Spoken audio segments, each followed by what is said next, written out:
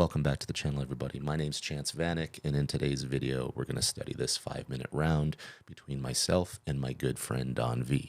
Let's play this video, and then we'll take a deeper dive into what I'm doing, who I am, and who Don is, and maybe we'll both learn something here. So without further ado, let's hit play.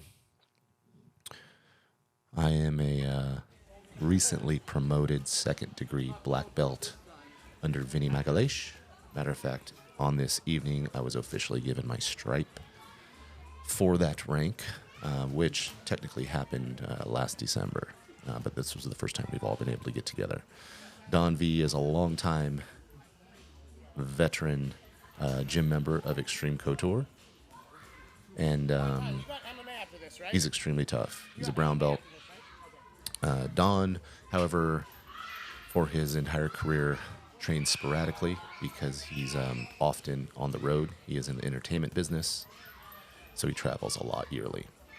I did pull guard. Don't hate me on that. I find it's a safe way for me to train without risking injury because I'm not much of a wrestler. And as you can see, the mat is actually pretty packed, so starting standing up can be dangerous for all those around.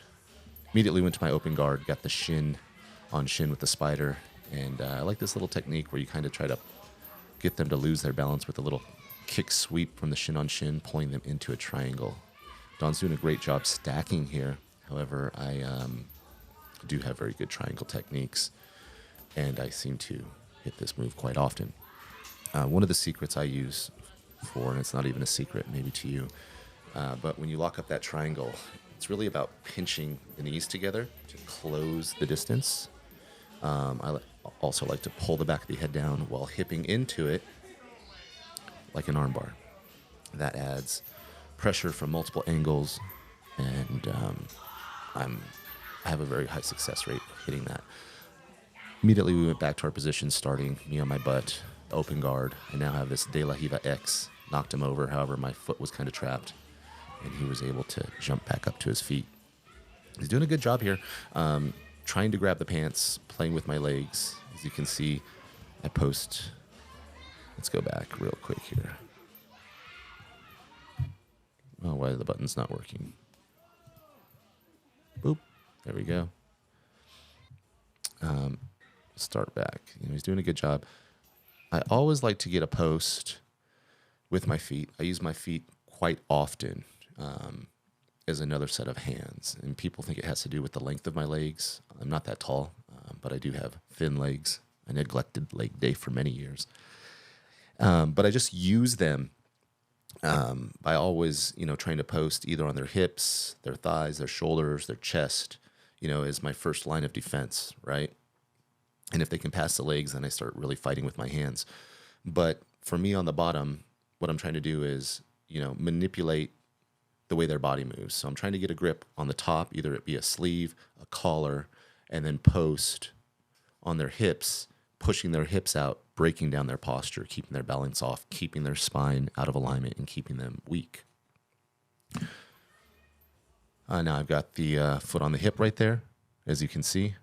Right down here, I've got his collar grip, and on my left hand, I'm actually holding his ankle or his pants down by his ankle. And so I'm breaking his posture very well. I've got that right leg held in place so he can't base out. And then I'm going to take this leg as soon as I can break that grip free, and I'm going to trap behind his foot. Once I do that, I have both of his legs trapped. I'm going to extend my left leg, pushing his hips out, and we're going to get a sweep. So let's watch this. Boop. And come right up into a combat stance, straight to my feet. I like to pass the guard standing. A lot of people like to pass the guard through the guard. I just find it's easier to stand up and go around the guard. There's nothing that says you need to stay on the ground if your opponent stays on the ground. You do have to stay in contact if you're playing sport rules, or if you don't want them to get up, so you can keep them down on the ground. But if you get to your feet, I promise you, you're going to be much faster on your feet than your opponent is on their back. Now, some guys have a really good open guard, and they can be very tricky. The flexibility, there's a lot of techniques out there that you can study. Look at the Mendez brothers. They're very good at passing open guards. A lot of techniques there. But I highly recommend learning to pass the guard by standing up. Passed the guard, and tried to go to the back here, but Don V, I was kind of celebrating too soon, and he turns right into me. So here we are, back to square one. That's okay. That's okay. He's doing a really good job trying to smash the feet. I like what he has right here. He used his shin on my shin to staple the foot down. He's trying to control my lower half. A lot of his energy is focused on this one leg. I think what he would need to do is take his right hand and try to grab the collar to break my posture. I still need to have posture to stay strong when I'm on the bottom. And if he can pull me in while he's trying to control that leg, and I would probably go to a back step, right? So, but let's see what Don does. And gave up too much space by not controlling my upper body as well as the lower body. I got a stiff arm there, made some space, and now I'm back to my sitting position, my open guard position. Immediately going double sleep control. I got the spider on the one side and setting up a reverse de la Hiva hook with my left leg. I'm getting a little tired. I'm a little out of shape right now. My diet's been way off. Anyhow, Don is feeling super strong. Been training with him for a few years now, and this was the strongest I have felt him. I actually said that after the round, and someone said, "Don't insult him that way. You can't say someone's strong. It's not an insult. It's a compliment." He's using a lot of thought here to pass my guard. I do have a tricky guard. I love playing guard.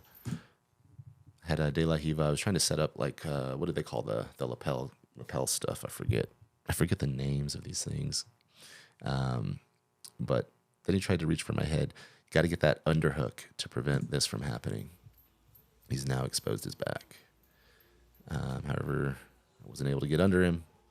So 2 points. Again, stand up, control both legs, and get his mobility stopped. He was doing a good job. See, I controlled both legs. He identified that. He's going to use his right arm here to grab a collar grip, and then he's going to start using his left arm to stay mobile. So as I'm trying to pass, he keeps controlling the distance. My apologies. His right arm, he's got his elbow on the mat, right? And he's using the stiff arm, and he's trying to maintain space for me to pass the guard. As soon as I identified that he was continually going away from me, since I have both grips on his legs, I'm going to just basically change his direction. I'm going to pull him towards me, take his butt off the mat, boop, make him a little ball, and spin him around. Again, I'm trying to see, looking at the camera, I'm tired. You know, I didn't start jiu-jitsu until I was 29 years old. Now 45 and a half. And I've trained tired my whole career, but if I'm not on top of my diet, you know, eating enough protein, getting enough rest, enough hydration, having too many beers, it's hard. It's hard. Really got to clean up the diet. Doing somewhat of a poor job here attacking the back.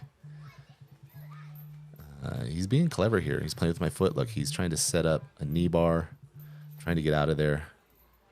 And I run this little scramble, and now I'm like, okay, let's play legs. So now I'm going to go for a leg attack.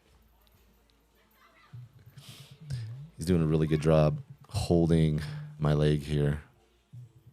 Let's pause this for 1 second. I'll be right back. Sorry about that. I'm back. As you can see, I'm trying for a straight ankle lock here, and I'm having difficulty cutting the angle. He was doing really good. Here he goes again. Back for another foot attack. My foot is safe. I was thinking of doing something fancy here, but now I'm like, maybe I'll just climb to mount. However, we run out of time. And that's the end of this match. You know, the reason I'm making these videos is because I really want to elevate my game. Like I was saying, as I age, I'm going to only continue to slow down. And really, it's going to come down to refining techniques in order for me to stay competitive with training partners and people of all ages. However, you know, there's a time and a place for competition in jiu-jitsu. I think it's very healthy to have friendly competition in the gym on a day-to-day basis because it always pushes you to evolve yourself as a grappler, as a person. But, competition isn't the number one reason why we're here. For me, it has a lot to do with, staying active and not only healthy physically, but mentally. So if you are struggling with anything, I highly recommend jumping on the mats, whether you're getting your butt kicked or not. Don't let that competitiveness hinder you from getting out here and getting in your work. Anyway, that's it for today's video, my friends. Thanks for tuning in. Be sure to like, subscribe, drop a comment, any suggestions, any questions. Otherwise, thanks for tuning in. See you at the top.